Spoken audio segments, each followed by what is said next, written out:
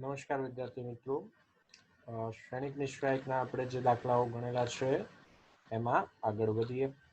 બરાબર છે. સૌથી પહેલો દાખલો જે છે આજનો, એમાં આપણને આપેલું છે એ અને પી જુદા છે, બી અને ક્યુ જુદા છે, સી અને આર જુદા છે. સાથે સાથે આપણને આપેલું છે કે પી બી સી એ ક્યુ સી એ બી આર આ જે નિશ્ચયક છે એની કિંમત 0 છે. તો એ સમયે પી છેદમાં પી માઇનસ એ, ક્યુ છેદમાં ક્યુ માઇનસ બી, આર છેદમાં આર માઇનસ સી, આ ત્રણેયનો સરવાળો જે છે એ કેટલો થશે? તો હવે હું અહીંયા કશું બીજું કર્યા વગર રકમ લખતો નથી, સીધી પ્રક્રિયા જ શરૂ કરી દઉં છું. બરાબર છે. તો પી માઇનસ એ, ક્યુ minus B, R minus C એવા પદ લાવવા છે. તો પહેલી હારમાં આપણે આ બંનેનો તફાવત લઈ લઈએ. તો પી માઇનસ એ, ક્યુ માઇનસ બી એવા કંઈક પદ ગોઠવાય છે. R1 માઇનસ R2 કરી દઈએ અને એ જ પ્રમાણે R2 જે છે એમાં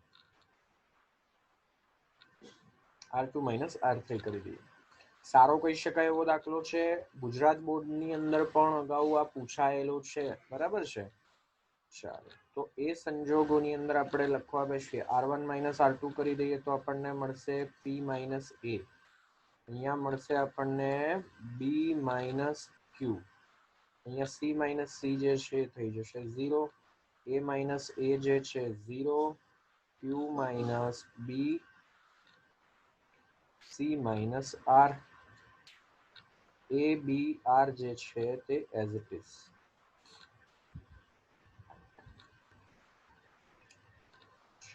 તો હવે કોઈ બીજી પ્રક્રિયામાં પડ્યા વગર હું સીધું વિસ્તરણ જ કરી દઉં છું. બરાબર છે. ચાલો, તો પી માઇનસ એ એની સાથે ગુણાકારની અંદર લખીએ તો આ બંનેનો ગુણાકાર એટલે કે R into Q minus B into C minus R minus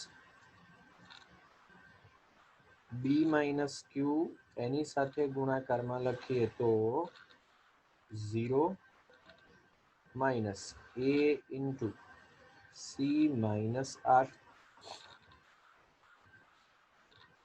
ચાલો, કૌંસ અહીંયા આપણે છૂટા નહીં પાડીએ, કારણ કે આ પદ જે છે એની આપણને જરૂર છે.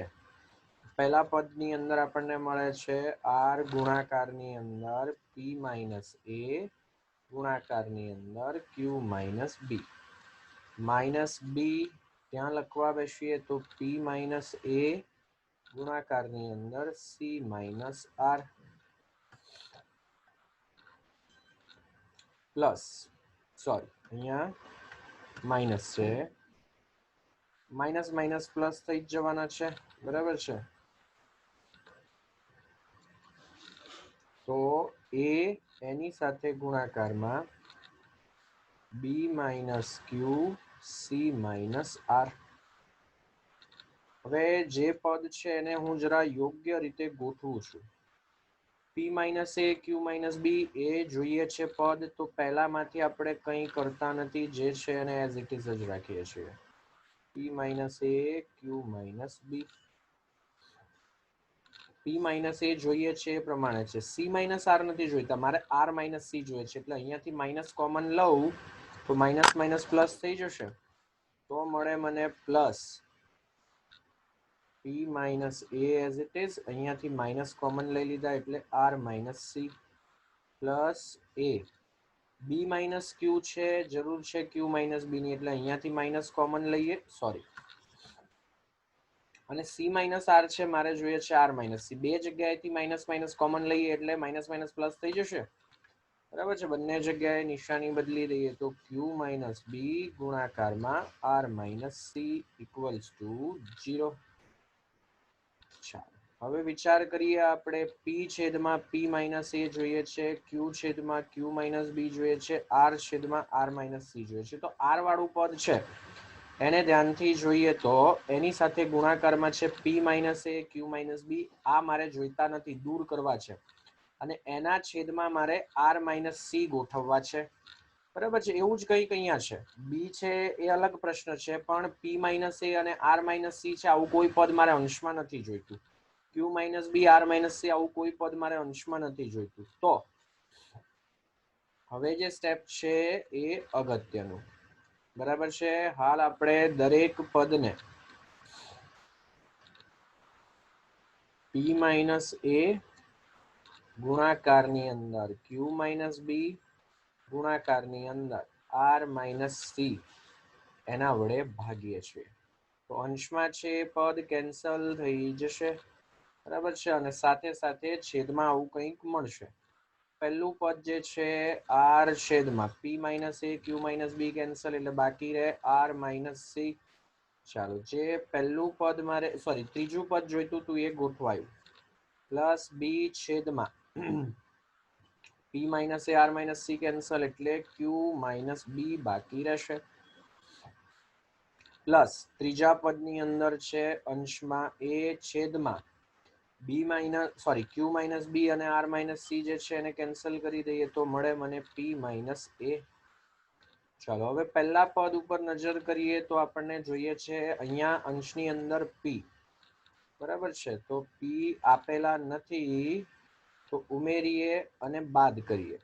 ક્યુ માઇનસ બી વાળા પદમાં મારે જોઈએ છે અંશની અંદર ક્યુ આપેલા નથી, તો હું ક્યુ ઉમેરું છું અને બાદ કરું છું.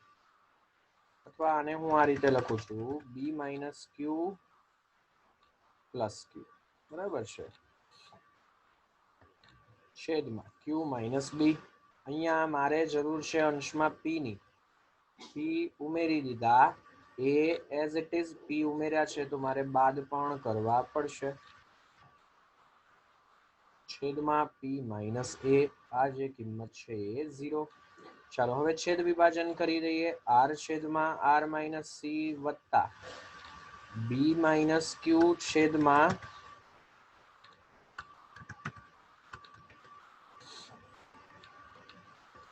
ક્યુ માઇનસ બી વત્તા ક્યુ છેદમાં ક્યુ માઇનસ બી પ્લસ પી છેદમાં પી માઇનસ એ વત્તા એ માઇનસ પી છેદમાં પી માઇનસ એ, આ કિંમત છે 0. ચલો, હવે જો ધ્યાનથી જોઈએ તો બી માઇનસ ક્યુ અને ક્યુ માઇનસ બી બંને એકબીજાની વિરોધી સંખ્યા. એ જ પ્રમાણે એ માઇનસ પી છેદમાં પી માઇનસ એ માઇનસ પી અને પી માઇનસ એકબીજાની વિરોધી સંખ્યા. ચાલો, તો સૌથી પહેલા હું લખી દઉં છું અહીંયાથી આ પદ.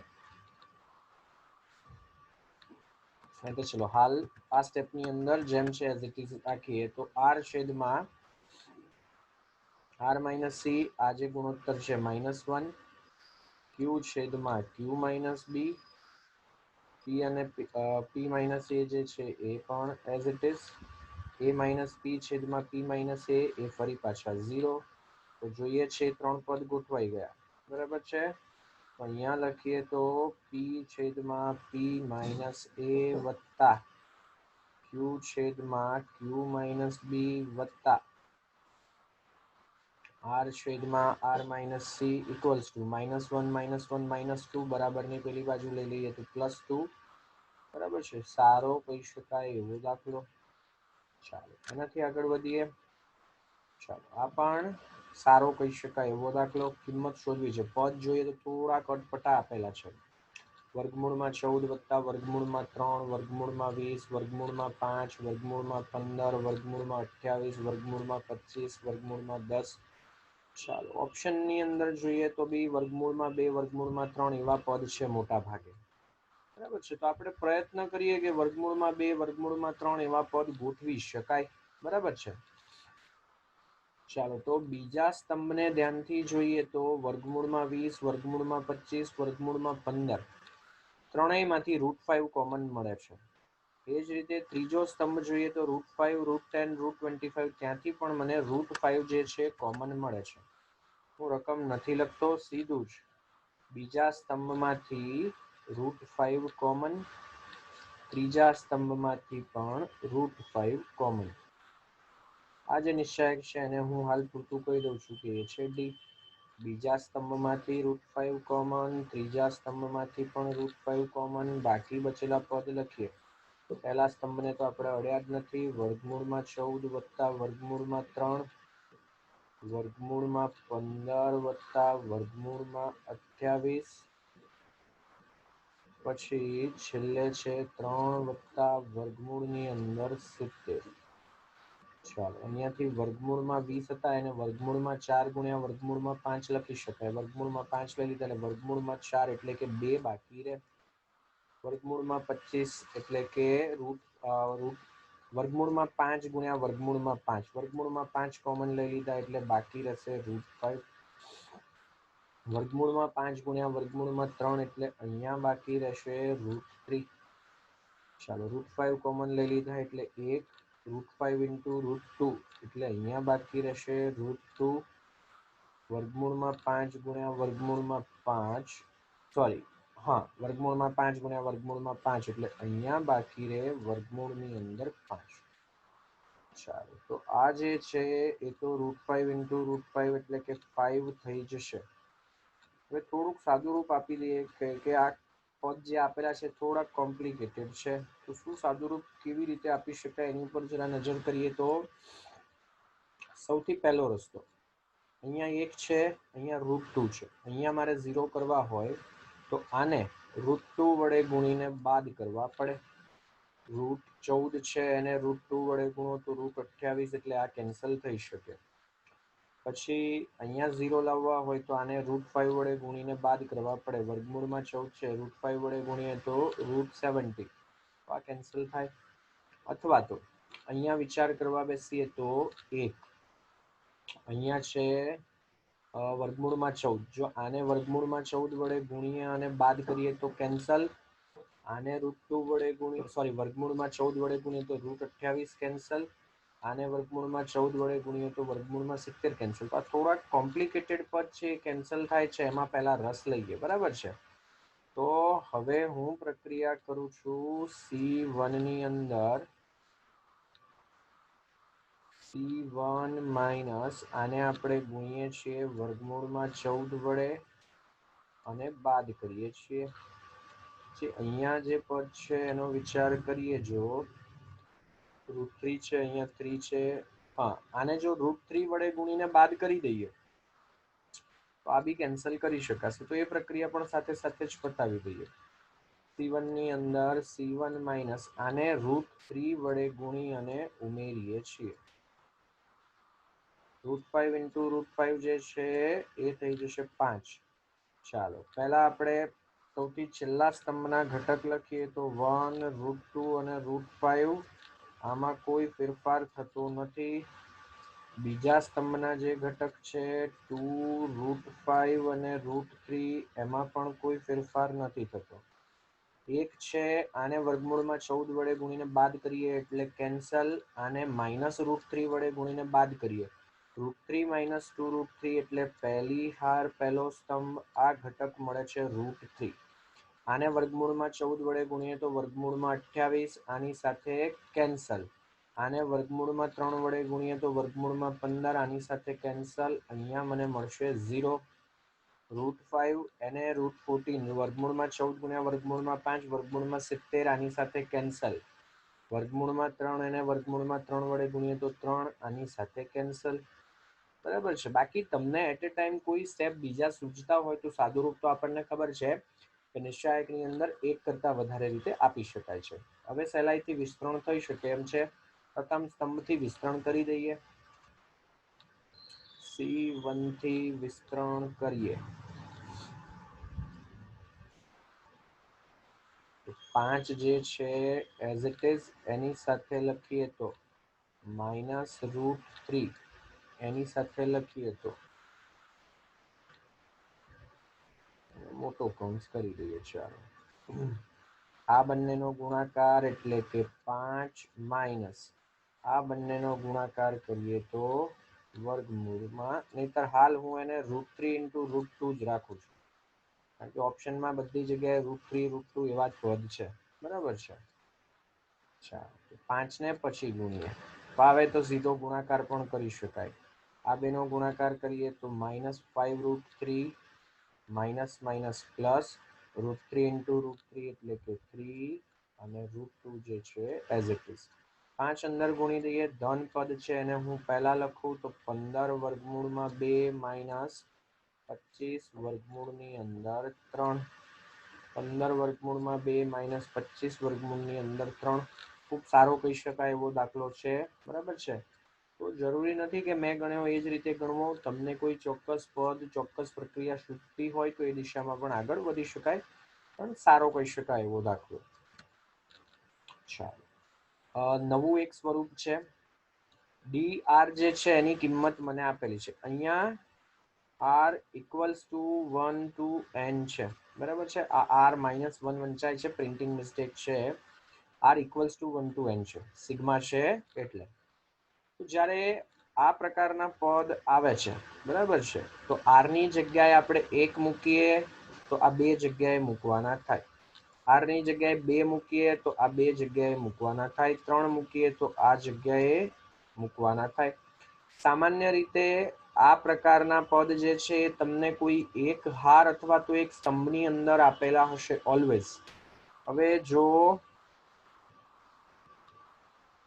થોડીક વાર માટે આપણે ડાયરેક્ટ નથી લખતા પણ હવે પછીના દાખલાઓની અંદર આને એક સૂત્રની જેમ યાદ રાખીશું ચાલો મને કીધેલું છે ડી આર જે છે સિગ્માની અંદર છે એટલે કે sigma r is equals to 1 to n dr આ કિંમત મને પૂછેલી છે એટલે કે d1 plus d2 plus d3 up to dn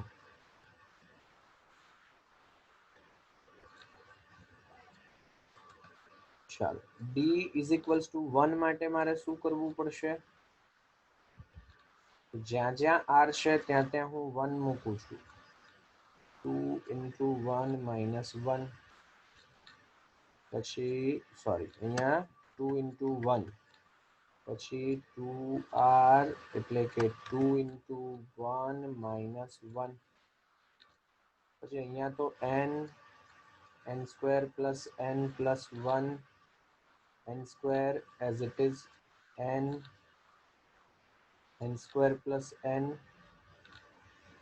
square plus n plus 1 as it is ચાલો હવે r જે છે એની જગ્યાએ 2 મૂકીએ 1 2 into 2 2 into 2 minus 1 બાકી આ જે ઘટક છે તો એઝ ઇટ ઇઝ જ રહેવાના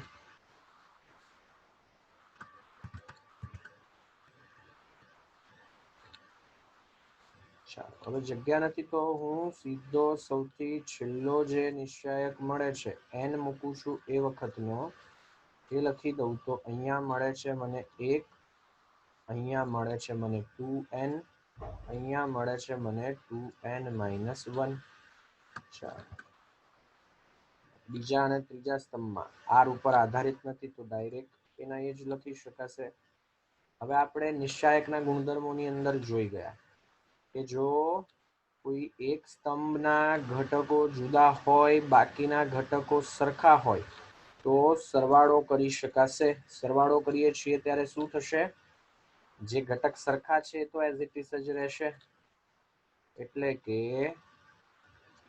અહીંયા પહેલા સ્તંભમાં સરવાળો થશે ખાલી એટલે મને મળે 1 plus 1 plus 1 up to 1 આવા n પદ હશે બરાબર છે લખી પણ દઈએ ચાલો n પદ પછી 2 into 1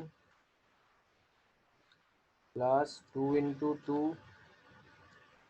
આ જ પ્રમાણે છેલ્લે 2n પછી અહીંયા લખીએ તો 2 cross 1 minus 1 plus 2 cross 2 minus 1 plus up to 2 cross n minus 1 બરાબર છે બાકીના જે ઘટક છે તો એઝ ઇટ ઇઝ જ રહેશે ચાલો તો હવે જો ઘટકો મળ્યા એને ધ્યાનથી જોઈએ સૌથી પહેલો જે પદ છે 1 + 1 + 1 n વખત, એને હું લખી શકું સિગ્મા 1, બરાબર છે। આ બધાને જો ધ્યાનથી જોઈએ તો 2 કોમન લઈ લો તો સિગ્મા r લખી શકાય, બરાબર છે। r = 1 to n આવું હું લખી શકું, બરાબર છે। પછીનું જે પદ છે એને r, કે જ્યાં r જે છે એની કિંમત 1 થી n, અહીંયા 2 અથવા તો 2 આની સાથે ગુણાકારમાં મૂકી દો ને તોય ચાલે। r બરાબર 1 મૂકીએ તો 2 ગુણ્યા 1, r બરાબર 2 મૂકીએ તો 2 ગુણ્યા n, એમ છેલ્લે n મૂકીએ તો 2n। ચાલો, એ જ પ્રમાણે અહીંયા જોઈએ તો બધા પદ સરખા જ રહે છે, ખાલી આ બદલાય છે। તો સિગ્મા સ્વરૂપે મારે લખવા છે તો આને હું આ રીતે લખું છું, r = 1 to n 2r - 1। ચાલો, બાકીના જે પદ છે n² + n + 1, આ લખ્યા વગર તમે ડાયરેક્ટ સાદુરૂપ આનું આપી જ શકો છો, પણ દર વખતે આ સ્ટેપ ન કરવા પડે એટલે મેં આ સ્ટેપ લખ્યું છે કે ખ્યાલ આવે કે શું થાય છે।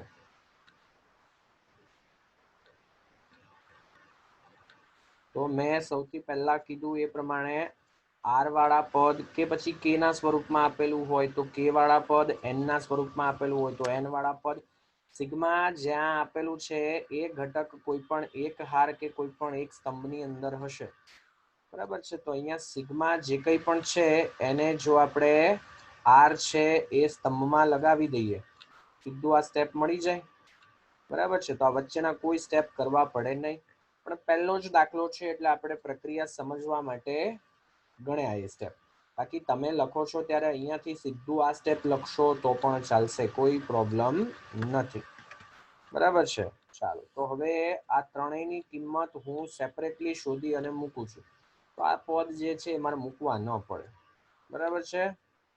ચાલો, તો સિગ્મા 1 જે છે તો ડેફિનેટલી n થાય, 1 + 1 + 1 n વખત છે। સિગ્મા 2r જે છે લખવા બેસીએ તો 2 * સિગ્મા r, જ્યાં r જે છે એની કિંમત 1 થી n સુધી, 2 કોમન લઈ લઈએ તો 1 + 2 + 3 n સુધી, આ મળે 2 * n * n + 1/2, 2 અને 2 જે છે એ કેન્સલ, તો આ જે સરવાળો છે આપણને મળે n² + n। ચાલો, સિગ્મા 2r - 1 એટલે કે 2 ટાઈમ્સ સિગ્મા r - સિગ્મા 1, બે શોધી કાઢેલા જ છે, એનો તફાવત જ છે, બરાબર છે। ચાલો, તો n² + n છે, એમાંથી n બાદ કરીએ તો હાલ હું ડાયરેક્ટ લખી દઉં છું કે આ n² જેટલા હશે। તો sigma r = 1 to n dr = ચાલો, સૌથી પહેલો ઘટક જે છે એ મળ્યો n, પછીનો ઘટક જે છે એ મળ્યો n² + n, પછી મળ્યા આપણને n², બીજો અને ત્રીજો સ્તંભ જે છે તો એઝ ઇટ ઇઝ જ n, n² + n + 1, પછી ત્રીજો ઘટક છે n², અહીંયા n, n² + n, n² + n + 1। ચાલો, તો પહેલા સ્તંભને આપણે દરેકે દરેક સ્તંભમાંથી બાદ કરી દઈએ, c2 - c1 બાદ કરી દઈએ, અને c3 ની અંદર પણ c3 - c1 કરી દઈએ। ચાલો, તો પ્રથમ સ્તંભ n, n² + n, n² as it is, આ બંનેનો તફાવત લઈએ છીએ તો 0, આ બંનેનો તફાવત લઈએ તો 1, આ બંનેનો તફાવત લઈએ તો 0, n અને n તફાવત લઈએ તો 0, n² પ્લસ n તફાવત લઈએ તો 0, n² કેન્સલ, બાકી રહેશે n પ્લસ 1. હવે પ્રથમ હારથી વિસ્તરણ કરી દઈએ તો n એની સાથે ગુણાકારમાં રહેશે n પ્લસ 1. બરાબર છે. બાકી બધા પદ 0 થઈ જશે, એટલે કે સરવાળો જે છે સાદુરૂપ આપ્યા પછી આપણને મળે છે n² પ્લસ n જેટલો. એ કિંમત આપણને આપેલી છે 56 જેટલી. બરાબર છે. ચાલો તો n² પ્લસ, અથવા તો આમાં જ કિંમત મૂકી દઈએ.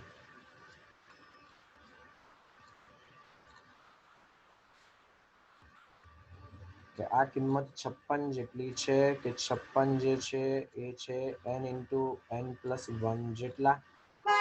હવે આપણને રકમની અંદર આપી દીધેલું છે કે n જે છે એ પ્રાકૃતિક સંખ્યા છે. તો બે ક્રમિક સંખ્યાઓ જેમનો ગુણાકાર 56 થાય, 7 અને 8.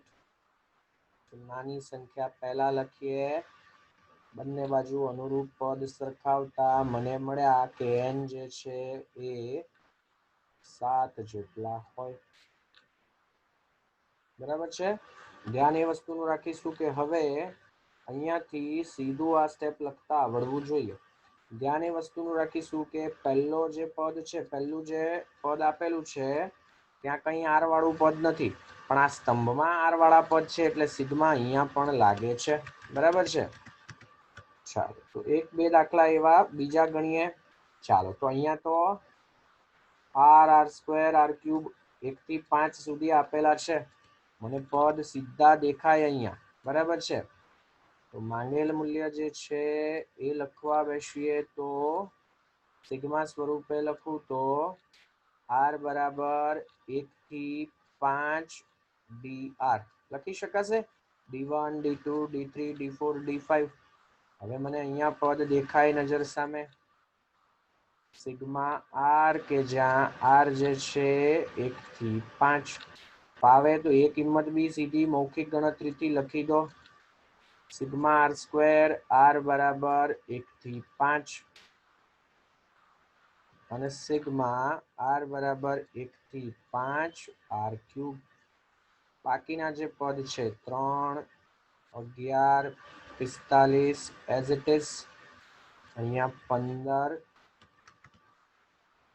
35 અને 25 એ પણ એઝ ઇટ ઇઝ. કોમન લેવા હોય તો તમે કોમન લઈ શકો. ચાલો તો પહેલું પદ 1 + 2 + 3 + 4 + 5. 5 ગુણ્યા 6 છેદમાં 30, સોરી 2. પછી અહીંયા લખીએ તો n પ્લસ 1 2n પ્લસ 1 છેદમાં 6. સિગ્મા n³ લખીએ તો n² n પ્લસ 1² છેદમાં 4. સૂત્ર યાદ હોવા જોઈએ. બરાબર છે. અહીંયા 3, 11, 45 અને 15, 35 અને 25 જે છે એઝ ઇટ ઇઝ. ચાલો તો હવે સાદુરૂપ આપતી વખતે હું બે વસ્તુ કરું છું. એક તો ત્રીજા સ્તંભમાંથી 5 કોમન મળે છે તો એ 5 કોમન લઈ લઉં છું. બરાબર છે. હવે અહીંયા સાદુરૂપ આપીને લખીએ તો 5 ગુણ્યા 36 છેદમાં 2 એટલે કે 15. અહીંયા 3, અહીંયા એ તો ચલો એ બધા ઘટકો પછી લખીએ. 6 6 કેન્સલ, 5 ગુણ્યા 11 એટલે કે 55. ચાલો 4 ગુણ્યા 36 છેદમાં 4 એટલે 9. 9 ગુણ્યા 25 એટલે કે 225. અહીંયા 3, 11 અને 45 એઝ ઇટ ઇઝ. 5 કોમન લઈ લીધા એટલે 3, 5 અને સોરી 3 પછી અહીંયા 5 કોમન લીધા એટલે 7, અહીંયા 5. જો 5 વડે ગુણીને બાદ કરી દઈએ તો હા 0 થઈ જશે પહેલા સ્તંભમાં બધા ઘટક. બરાબર છે. તો અહીંયાથી દેખીતી રીતે જ ખ્યાલ આવે કે મૂલ્ય જે છે એ 0 છે. બાકી સાદુરૂપ આપવું હોય તો અહીંયાથી તમે 5 કોમન લેવા હોય તો લઈ શકો. આ ઘટક સરખા થઈ જશે. અથવા તો C1 ની અંદર C1 માઇનસ 5 C2 કરો તો C1 જે છે એના બધા ઘટક જે છે એ 0 મળે છે, બરાબર છે। બાકી સાદુરૂપ તમે ગમે તે રીતે આપી શકો, એટ એ ટાઈમ તમને જે વસ્તુ સૂઝે છે એ તમે કરી શકો। પણ અગત્યની વસ્તુ કે આ પદ મને દેખાવું જોઈએ, ફાવે તો સીધી આ કિંમત પણ તમે લખી શકો, બરાબર છે। ચાલો, આર વાળું પદ આપણને આપેલું છે, તો સિગ્મા, હવે હું 1 to n લખતો નથી, 2 રેઝ ટુ r માઇનસ 1, અહીંયા લખીએ તો બે અચળ sigma 3 raise to r minus 1, ચાર અચળ sigma 5 raise to r minus 1। હવે અહીંયા તમે જવાબ જુઓ તો તમારા જવાબમાં ક્યાંય n નથી, તો એવા સંજોગોની અંદર કોઈ એક કે બે પદનો સરવાળો કરી દો તો બી ચાલે, બરાબર છે। એની જગ્યાએ કોઈ ચોક્કસ કિંમત મૂકી અને સાદુરૂપ આપી દો તો પણ કોઈ ફરક પડશે નહીં, બરાબર છે। આ તો આપણને રીત કન્સેપ્ટ ખ્યાલ આવે, ગુજરાત બોર્ડમાં રીત કરવાની થાય તો ખ્યાલ આવે એટલા માટે હું રીત કરું છું, બાકી કિંમત ધારીને ખૂબ સરળતાથી દાખલો થઈ શકે, બરાબર છે। ચાલો, તો પછી લખવા બેસીએ તો અહીંયા એક્સ વાય ઝેડ જે છે એઝ ઇટ ઇઝ, અહીંયા લખવા બેસીએ તો 2 raise to n minus 1, 3 raise to n minus 1 અને 5 રેઝ ટુ n માઇનસ 1। ચાલો, હવે દર વખતે આ લંગર લઈને ન ફરવું પડે એટલે આ ત્રણ પદ જે છે એનું સાદુરૂપ આપણે અલગથી આપીએ છીએ, sigma 2 raise to r minus 1, r જે છે એની કિંમત 1 થી n સુધી, 1 મૂકીએ તો 2 ની 0 ઘાત, પછી 2 ની 1 ઘાત, 2 ની 2 ઘાત, એમ છેલ્લે મળે મને 2 ની n માઇનસ 1 ઘાત। કુલ n પદ છે, વસ્તુનું ધ્યાન રાખીશું। સમગુણોત્તર શ્રેણી છે એ પણ દેખાય છે, સમગુણોત્તર શ્રેણી માટે આપણી પાસે SN નું સૂત્ર છે, બરાબર છે। તો SN જે છે એનું સૂત્ર છે આપણી પાસે એ r raise to n minus 1 છેદમાં r માઇનસ 1, એ એટલે કે 1, અને થોડા નીચે લખી દઈએ, ચાલો ગુણાકારમાં સામાન્ય ગુણોત્તર છે 2, 2 ની n ઘાત માઇનસ 1 છેદમાં 2 માઇનસ 1, એટલે કે આ જે મૂલ્ય છે મને મળે 2 રેઝ ટુ n માઇનસ 1। ચાલો, આ જ રીતે હવે હું ડાયરેક્ટ લખું છું, બરાબર છે। 2 times sigma 3 raise to r minus 1, બે હતા ત્યાં ખાલી મારે 3 મૂકવાના છે, બે આગળ ગુણાયેલા છે એઝ ઇટ ઇઝ, અહીંયા લખવા બેસીએ તો 1 ગુણાકારમાં 3 ની n ઘાત માઇનસ 1 છેદમાં 3 માઇનસ 1, આની જેમ જ પદ આવશે પણ ખાલી બે હતા ત્યાં 3 થઈ જશે, 2 3 માઇનસ 1 2, 2 અને 2 કેન્સલ, એટલે આ મને મળે 3 રેઝ ટુ n માઇનસ 1। આ જ પ્રમાણે 4 ગુણાકારમાં sigma 5 raise to r minus 1, 4 ગુણાકારમાં છે એઝ ઇટ ઇઝ, 2 છે જ્યાં જ્યાં ત્યાં ત્યાં, હવે 5 મૂકી દઈએ તો 5 રેઝ ટુ n માઇનસ 1 છેદમાં 5 માઇનસ 1, એક પહેલું પદ જે છે એ પણ હવે હું નથી લખતો, 4 ના છેદમાં 4 કેન્સલ, આ મળે 5 રેઝ ટુ n માઇનસ 1। તો બરાબર છે, થઈ શકે સહેલાઈથી, આ જ ઘટક અહીંયા છે, એટલે કે પહેલી અને ત્રીજી હાર જે છે સરખી મળશે, 2 રેઝ ટુ n માઇનસ 1 મૂકો, 3 રેઝ ટુ n માઇનસ 1 મૂકો, 5 રેઝ ટુ n માઇનસ 1 મૂકો, 0 થઈ જશે, બરાબર છે। તો 2 raise to n minus 1, 3 raise to n minus 1, 5 raise to n minus 1, અહીંયા X Y Z as it is, 2 raise to n minus 1, 3 raise to n minus 1, 5 raise to n minus 1, આપણે જોઈ શકીએ છીએ એમ કિંમત જે છે એ 0. અગત્યની વસ્તુ જે છે કન્સેપ્ટ, બરાબર છે. ચાલો એનાથી આગળ વધીએ. ડી જે છે એની કિંમત આપેલી છે, અંતરાલ આપણે નક્કી કરવાનો છે, વિસ્તાર નક્કી કરવાનો છે. ચાલો તો ધ્યાનથી જોઈએ તો આ બંને પરસ્પર વિરોધી, આ બંને પણ પરસ્પર વિરોધી, તો ઉમેરી દઈએ તો બે જગ્યાએ 0 ગોઠવી શકાશે. તો પહેલા સ્તંભમાં C1 plus C2 sorry C1 plus C3 કરી દઈએ તો આવા સંજોગોની અંદર ડી જે છે એ મળે 2, આ થઈ જશે 0, આ પણ થઈ જશે 0. આ ઘટક as it is cos theta 1 minus cos theta 1 cos theta 1. ચાલો હવે સીધું હું વિસ્તરણ કરી દઉં છું. 2 C1 એટલે કે પ્રથમ સ્તંભથી વિસ્તરણ કરું છું. 1 minus minus plus cos square theta, બાકીના જે પદ છે એ તો 0 છે, એટલે ડી જે છે આપણને મળે 2 into 1 plus cos square theta. ચાલો આપણને ખબર છે કે cos થીટા જે છે એની કિંમત હોય -1 થી 1, વર્ગ કરીએ તો cos વર્ગ થીટા જે છે એ મને મળે 0 થી 1 ની વચ્ચે. એમાં 1 ઉમેરીએ તો 1 પ્લસ cos સ્ક્વેર થીટા, અહીંયા મળે 2. હવે 2 વડે ગુણી દઈએ તો મળે 2 into 1 plus cos square theta,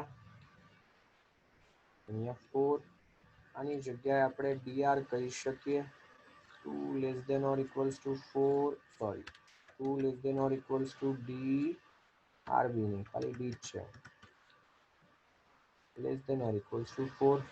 તો ડી જે છે એનો અંતરાલ જોવા બેસીએ તો આપણને મળ્યો 2 થી 4. એ આધાર રાખે કે થીટા જે છે એનું મૂલ્ય શું હશે.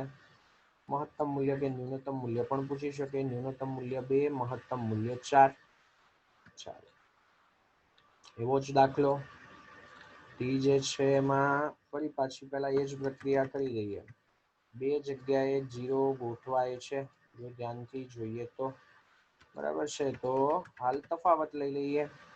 C1 ની અંદર આપણે પ્રક્રિયા કરીએ છીએ C1 માઇનસ C3, તો ડી જે છે લખવા બેસીએ તો 0, અહીંયા મળે sin theta minus 3 cos theta